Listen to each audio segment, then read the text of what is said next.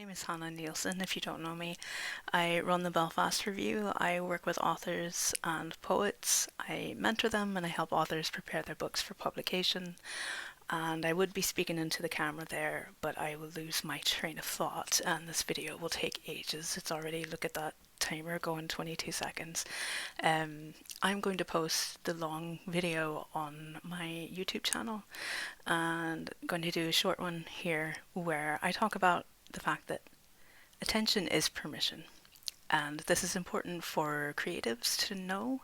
The more attention you give to something, the more you invest your time and your effort, the more permission you give for that to be in your life. And if it sounds like the law of manifestation, it is.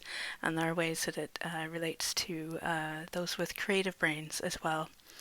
And for the short video, I'm ending it here. Check it out on YouTube.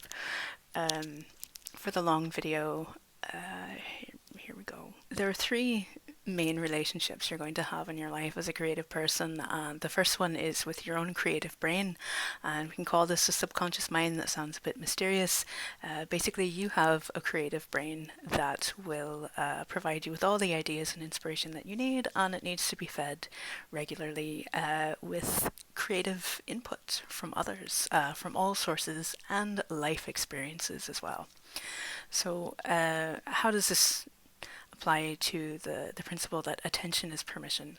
So if you are in a rut creatively, or you're just haven't been in it in a while, or you're just starting out, one of the quickest and easiest ways to apply this principle is to have a routine.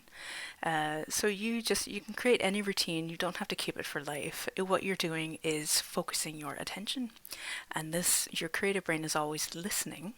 It's always paying attention to what you do with the ideas that you're given, the inspiration that you're given, and if you're dismissing it, too busy, too busy, too busy, your creative brain says, oh, they're too busy, they're not going to listen to me, I will shut up. Writer's block, in a rut, corpsing, all of that will happen because your creative brain has decided you just want quiet. You don't really want me. So what you do is you create this routine. Any routine, let's say 8 o'clock at night, every night you devote, say, 20 minutes to, I'm going to use the example of writing because that's what I deal in. Easy enough. 8 o'clock every night, I can devote 20 minutes to writing. Now, this is the attention part of it. And the way this is going to give you permission is the consistency, because you are teaching your creative brain now that you value it so much, you are giving it this routine, this offering. And so it doesn't matter what you produce in that 20 minutes. Please don't sabotage yourself thinking that you're going to write War and Peace or The Great Gatsby or something 20 minutes every night, and you might, but this is not what this is about. This is just attention, just focus. So whether you're making a journal entry, poem, flash fiction, shopping list, it really doesn't matter what you're producing in those 20 minutes. The point is that you're there with your pen and paper or your notes app, and you are just filling it in. And you're telling your creative brain that look at this time that I've made for you. And you're giving permission then for the ideas to flow, and they will. If you are in doubt about the law of manifestation, you're not sure if it could ever work for you, this is how it happens, and it will happen magically in front of your eyes. The more consistent you are with it, the more ideas will flow. The more you're doing that, your creative brain will start showing up outside of the time that you've given it, and you'll find yourself in the middle of rush hour or in the shower, different points of your day, more ideas, more thoughts will come up. Now what you do with them is important because you're building trust with your creative brain, so you need to have either your notes app handy or an actual notebook handy. Scrapple paper, doesn't matter, write it on your hand. Everything that comes up is valuable. You treat it as valuable. That's you investing your attention into it. And this is teaching your brain, oh, I have so much permission now to be in this person's life. Everything I'm tossing out gets listened to. My random disjointed ideas get listened to, they get written down. I'll start sending out the good stuff. So this is where you'll see in a few months of being really consistent, you start getting some amazing results. Now, that's the one relationship that you need, is with your creative brain all the time. Attention is permission, attention is permission. The more attention you're giving to what's coming up out of your brain, the more permission you're giving it to keep producing and keep producing. And it will start to spread throughout your life. And you'll just be coming up with more creative solutions in other areas. It doesn't have to be writing, poetry, whatever. You've got your creative brain going. Your next relationship is with your own self-worth, and this is harder, but you are trying to establish a connection with your emotional self. Because creative careers are unpredictable. There's a lot of rejection that happens in them, and the industries themselves are in flux constantly. So the more you can establish a relationship to your own, your whatever you call it, your inner child, your emotional self, higher self, you need to give attention to the value of it. So the quick and easy way is to find some YouTube video with affirmations and listen to it. And if you've no practice in saying anything nice about yourself, this will be difficult. But again, the hack is you simply do it every day. 5 minutes, we'll say 5 minutes a day. After you've brushed your teeth, you're just gonna treat this like another self-maintenance chore. You need to do it. This is just your emotional maintenance, is saying, I'm valuable. And whatever else you need to add to that, I'm smart, I'm funny, and gosh darn it, people like me. Whatever needs to go in there, it just goes in there. And new things will come up as you keep doing this. But you're giving attention to that inner part of you, and that's giving permission for those feelings of worth to grow. So we've got our routine, we've got our every day we are writing for 20 minutes. Every day we've got 5 minutes to spare for our own self-worth and the amazing thing it is. And this is because you're going to feel at every point that you're an imposter. And this is your way of out of that trap. Everyone feels it. So you don't belong at wherever you've gone to. You've gone to a reading, you've been invited to read your poetry with all these other poets, and you're like, all these other people are poets, and I'm not a poet, and they're going to find out. What leg do you have to stand on? If you cannot tell yourself that you are a poet and you have every right to be there, no one else is going to give that to you. No one else can. They're worried about themselves. So the more you can take value in yourself and find it, and the more attention you give to it, and even just seeing that there's a lack of it there, I wish I knew how to find value in yourself. That is still giving permission to your subconscious mind that, oh, they want to feel valued. They want to feel excited about what they do. So that sense of worth, that sense of joy, all of those things will start to come up. What you're doing is opening the door. And it's going to feel clunky in the beginning. It's going to feel a bit awkward. It's going to feel like this doesn't feel natural at all. If anyone has ever ridden a bike, how many times did you fall over sideways until you learned how to balance? Like you were learning to find balance here. So attention is permission. The attention is on your value, your worth, or even the lack of it, the wanting to discover it. It gives permission for the other parts of you to step in and say, oh, they're looking for that. I have that missing piece. Here it is. And this is where we get back into the law of manifestation. So so you're essentially trying to manifest your self-worth. It's already in you. You're just trying to find it. You're trying to recognize it. You've been told stories that were the opposite and otherwise. So you're just trying, you're doing a bit of excavating, and the more you look, so the more attention you're putting out there, the permission will come up from within you, and then it will start coming outside of you as well. Other people will say thank you for what you do. Thank you for that book that you wrote. Thank you for that story that you wrote. Thank you for sharing that on social media. Whatever it is, other people will start reflecting that because you've changed the vibration from I shouldn't be here, I shouldn't be doing this. In which case, you're probably attracting people with that vibration who look at you and are like, what are you doing here? Why are you doing this? And you'll start to attract, I'm so sorry, it's happened to me.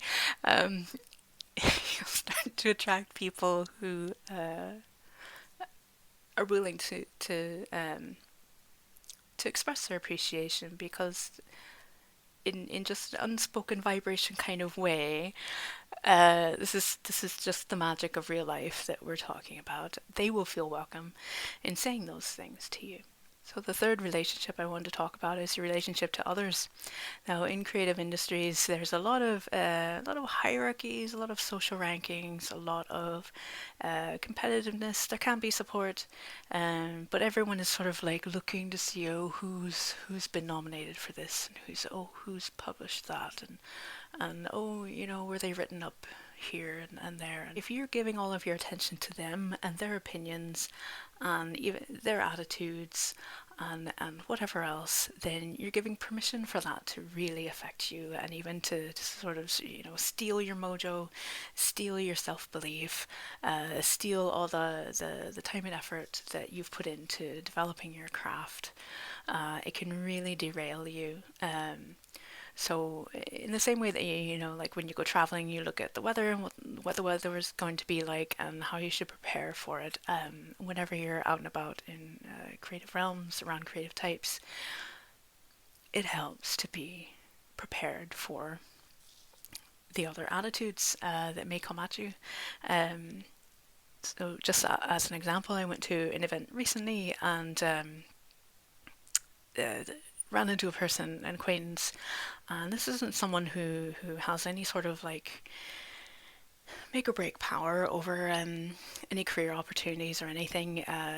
They haven't worked in as many industries as I have, but they're well known in their sphere. So they asked what I had been up to because they hadn't seen me, and I said I didn't give a laundry list by any means.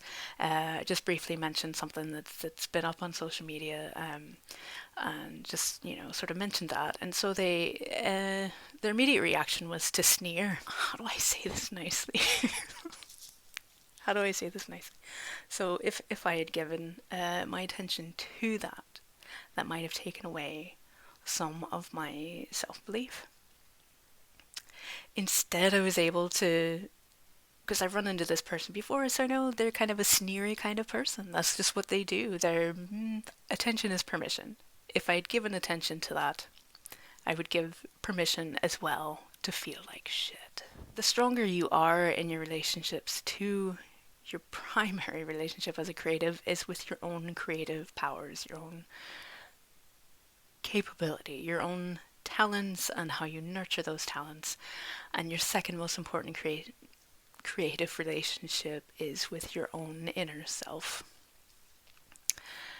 which is your mojo that lets you do everything that you need to do, lets you weather all the storms of opinions and opportunities and ups and downs and everything else. And the rest really, like your relationships really have to stand outside that sphere. You need to protect those core relationships first. And I'm not saying that everyone is out to sneer at you or to get you or anything like that. There are very, very good relationships out there that are worth having, connections worth having, but because that's unpredictable, creative industries are unpredictable. Not everyone who is currently in a position to help you will always be there. And so how do you weather the slings and arrows of fortune is with your primary relationships there. Creative talents, your self-belief. I'm hanging all the fingers there. One more thing I wanted to talk about, and without getting too specific, so there are a lot of changes in the world at large right now. And the same principle, attention equals permission, applies to that. So if you are giving away all of your attention to wars, rumors of wars, all the calamities and fear-based beliefs that are flying around, you're giving that permission to live in your life and to take away your power. And it really is important, and I'm not saying divorce yourself from doing anything about it, but definitely divorce yourself from the fear. Any belief that tells you that you're powerless is suspect. It is suspect because you don't profit from that belief, but somebody else does. So I didn't want to bring the tone down completely there, but the important thing to realize is that where you give your attention is a powerful thing, and this is why, and companies know that, that's why they want your attention, that's why social media wants your attention, that is why the news with a certain agenda wants your attention, that's why advertisers want your attention, and that is why people who would definitely take your power away if they could want your attention. And the power is up to you. You give your permission for where that goes. You give your permission for how that affects you. And when you need help with all of that, like there is meditation, there is reflection, and any kind of higher power that exists above and beyond the current climate.